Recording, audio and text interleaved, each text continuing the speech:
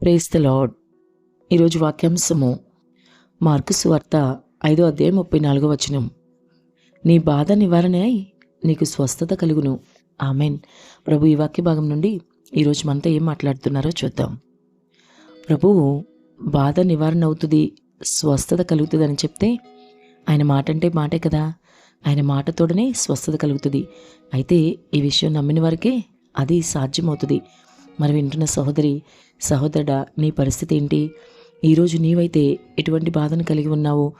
నీ బాధను బట్టి నీవు బహుగా కృంగిపోతున్నావా?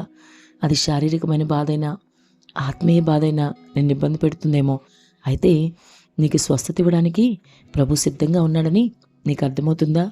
ఆయన ఖచ్చితంగా స్వస్థత ఇవ్వగల సమర్థుడు. ఆయన మాత్రమే స్వస్థత ఇవ్వగలడు. వీరెవ్వరూ కూడా నీ బాధ నుంచి నీకు స్వస్థత ఇవ్వలేరు. స్వస్థత శీఘ్రమే కావాలని నీవు ఆశిస్తే ఇప్పుడే ప్రభువుని ఆశ్రయించు.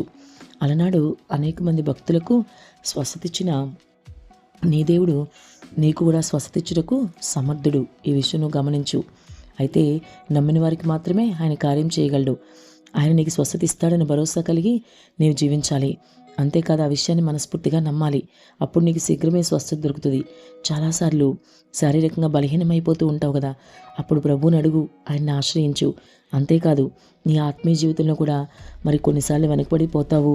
అలాగే ఆత్మ విషయంలో కూడా దుఃఖపడుతూ మరి తీవ్రంగా నిరాశలో ఉన్నప్పుడు కూడా ప్రభువుని ఆశ్రయించు. అది నీ శారీరక బలహీనతైనా, ఆత్మీయ బలహీనతైనా, నీ బాధ ఎటువంటిదైనా నివారణ ఇచ్చి నీకు స్వస్థత ఇవ్వగల సమర్థుడు కేవలం ఆయన మాత్రమే. నీకు భౌతికమైన లేక ఆత్మీయమైన స్వస్థత కావాలంటే నీ ప్రభువుని నువ్వు మనస్ఫూర్తిగా నమ్మి ఆయన మీద ఆధారపడి ఆయన్ని ఆశ్రయంగా చేసుకుని విశ్వాసంతో ముందుకు వెళ్ళు. విశ్వాసమును కర్తయు దాన్ని కొనసాగించువాడిని ఆయన వైపు చూస్తూ నువ్వు ముందుకు వెళ్తే ప్రభు నీకు తప్పక సహాయం చేస్తారు.